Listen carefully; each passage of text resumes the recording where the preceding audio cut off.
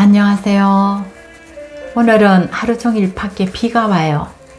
이 비가 오니까 모든 식물들이 얼마나 기뻐하는지 몰라요. 잎도 연두색에서 파란색으로 변하고, 꽃몽오리들은 꽃을 형형색색으로 피우고 자기를 뽐내는 아주 그런 일들이 있네요. 근데 오늘 제가 우리들이 살아가면서 감성 폭발할 수 있는 기회가 흔치가 않아요. 근데 오늘 감성이 폭발할 수 있는 제가 글귀를 하나 소개하려고 합니다. 들어보시고 마음을 정말로 소녀와 같이, 아니면 부드러운 솜사탕과 같이 한번 만들어 보시기를 바랍니다. 이것은 이 실화인데 우리나라가 아니고 미국 뉴욕에서 있은 실화입니다. 한번 잘 들어보세요. 우리들은 바쁘다는 이유로 인생의 소중한 의미를 놓치고 살고 있을 때가 많습니다. 맞아요. 모두가 맨손으로 왔기에 세상에서 모두 얻은 것은 덤이라는 분도 있습니다. 오늘은 바쁜 일상에서 잠시 모든 것을 뒤로 하고 가치 있는 인생에 대해 묵상하는 데 도움이 되는 어떤 할머니와 택시 기사의 대화 내용이 이 글의 내용입니다. 시작해 보겠습니다. 뉴욕의 택시는 노란색인가 봐요. 네. 택시 기사들이 뉴욕 하면 얼마나 화려합니까? 그곳을 누비면서 이렇게 분주하게 손님들을 이곳으로 저곳으로 가자는 대로 모셔다 드리고, 그죠? 참 이러는데 어느 날 뉴욕의 한 택시 기사가 특별한 부름을 받습니다. 그리고 그날 그에게 일어난 일은 평생 잊지 못할 감동으로 남았습니다. 그러니까 이 택시 기사가 이 글을 쓴 거예요. 그는 이 소중한 경험을 전 세계와 나누기로 마음을 먹습니다. 콜택시 요청을 받고 해당 주소로 차를 몰고 갔습니다. 도착을 해서 경적을 울렸지만 아무도 나오지를 않았어요. 또 한 번 경적을 울렸지만 여전히 아무런 기척이 없었죠. 이 손님이 그날 교대 전 마지막 콜이었기에 이 기사분은 마음이 급해졌습니다. 얼른 포기하고 차를 돌릴까도 생각했지만 그는 일단 기다려 보기로 마음을 먹었습니다. 초인종을 누르자 노쇠한 노인의 목소리가 들려왔습니다. 잠시만 기다려 주세요. 손님이 나오기까지 시간이 꽤 걸렸습니다. 마침내 문이 열렸고 적어도 90살 이상 돼 보이시는 작고 연로하신 할머니 한 분이 문가에 서 계셨죠. 손에는 작은 여행 가방을 들고 계셨습니다. 당시 문이 열린 틈으로 집 안이 살짝 보였는데 깜짝 놀랐습니다. 집 안에는 사람 산 흔적이 싹 지워진 듯 했어요. 모든 가구는 천으로 덮여 있었고 횡한 벽에는 아무것도 걸려 있지 않았어요. 단지 사진과 기념품이 가득 찬 상자 하나만 구석에 놓여 있었죠. 기사 양반, 내 여행 가방 좀 차로 옮겨 줄래요? 부탁해요. 할머니의 요청대로 가방을 받아들고 트렁크에 실었습니다. 그리고 할머니에게 돌아가 팔을 잡고 천천히 차까지 부축해 드렸습니다. 도와줘서 고맙다는 이 말씀에 저는 아니에요. 모든 승객을 제 어머니처럼 대해야죠. 라고 말했습니다. 할머니는 미소 띤 얼굴로 굉장히 친절하시네요. 라고 말씀하셨습니다. 택시에 탄 뒤 그분은 목적지의 주소를 알려주며 시내 한가운데로 가로질러 가지 말고 빙 둘러서 가달라고 하셨습니다. 그러면 목적지까지 가는 지름길이 없는데요. 시내는 통과하지 않으면 많이 돌아가게 될 텐데요. 저는 솔직히 말씀드렸습니다. 그분은 저만 괜찮다면 급할 게 없으니 돌아가도 된다고 말씀하셨어요. 그리고 덧붙이셨죠. 지금 요양원에 들어가는 길이랍니다. 사람들이 마지막에 죽으러 가는 곳 말이죠. 살짝 놀란 저는 속으로 절대 가족을 남겨두고 먼저 가지 말아야지 라고 생각을 했습니다. 할머니는 부드러운 어조로 말을 이어가셨습니다.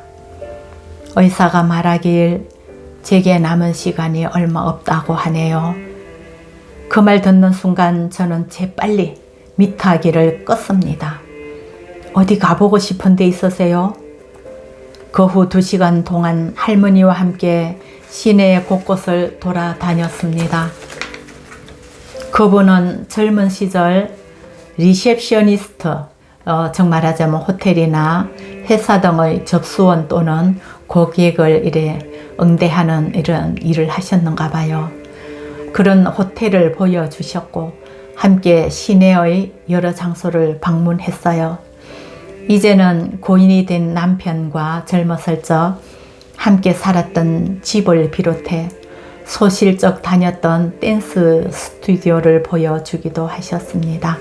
젊어서는 댄스 하러 다니고 하셨는가 봐요. 어느 골목에 다다르자 천천히 가달라고 말씀하신 할머니는 호기심 가득한 어린 아이처럼 창밖을 물끄러미 바라보셨어요. 우리는 한참을 돌아다녔죠. 그러다 할머님께서 말씀하셨어요. 이제 피곤하네요. 제 목적지로 가주세요.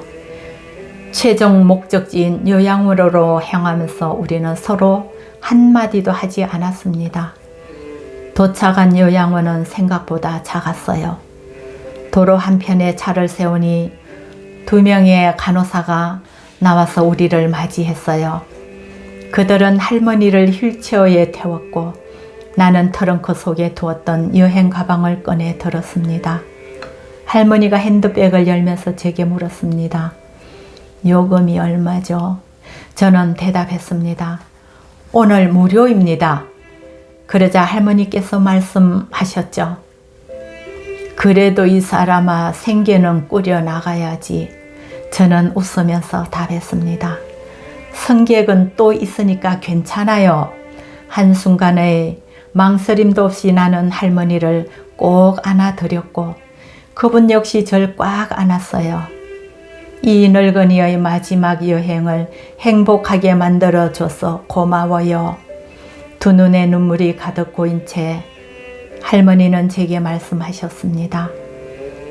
악수를 한 뒤 할머니가 건강하시길 빌며 저는 택시를 몰고 길을 떠났습니다. 교대 시간을 훌쩍 넘겼지만 저는 정처 없이 차를 몰고 도시를 돌아다녔죠. 누구하고도 만나거나 말 붙이고 싶지 않았어요. 제가 오늘 이 손님을 태우지 않았다면 어땠을까요? 그분 집 앞에서 경적 한 번에 그만 포기하고 차를 돌렸다면요. 그날 밤 이런 인생을 살며 제가 해온 것 중에 가장 뜻깊은 일 중 하나였습니다. 정신없이 바쁜 삶 속에 우리는 종종 크고 화려한 순간에만 집중합니다. 더 크게, 더 빨리, 더 멀리. 하지만 정작 인생에 의미 있는 순간은 조용하고도 사소합니다. 여유를 가지고 그런 순간을 만끽하면 어떨까요? 천천히, 또박또박, 꾸준하게 말이지요. 나는 매일 얼마나 바쁘게 살고 있을까? 바쁘다는 이유로 인생의 소중한 의미를 놓치고 사는 것은 아닐까? 경적을 울리며 재촉하기 전에 인내심을 가지고 기다려야 합니다. 정말 중요한 무언가가 당신을 기다리고 있을지도 모릅니다. 오늘은 바쁜 일상에서 잠시 모든 것을 뒤로 하고 가치 있는 인생에 대해 묵상의 시간이면 좋겠습니다. 네, 이런 내용입니다. 그 요양원에 입소하는 건 미국하고 우리나라가 조금 다른 것 같아요. 미국에는 전화 한 통 하고 이렇게 신원만 확실하면 요양원에 들어갈 수가 있는가 봐요. 근데 아직까지 우리나라는 그렇지가 않아요. 요양원에 들어가시려면 등급도 받아야 되고 요양원 등급을 받아야 됩니다. 그리고 병원에 가서 건강검진도 하고 가족들의 어떤 도장도 필요하고 서류를 작성하고 들어가게 됩니다. 예, 요양원이 마지막 인생의 끝은 아닙니다. 모두들 그렇게 알고 있는데 그렇지는 않아요. 열심히 살아온 어르신들이 또래 친구들이 요양원에 계시기도 하고요. 이렇게 인생에 지금 빠른 세월이 흘러가니까 돌보지를 못하는 이런 세월에 저희가 삽니다. 그러니까 나라가 이런 어떤 요양원의 어르신들을 모셔놓고 돌봐드리기도 하고 이런 시설이 있지 않습니까? 참 이 택시기사, 뉴욕의 이 택시기사는 이 일을 SNS 팔로우에 올려서 전 세계를 경종을 울렸습니다. 예, 맞습니다.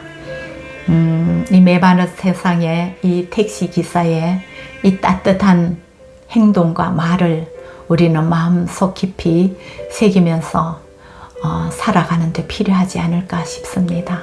네, 감사합니다. 안녕히 계세요.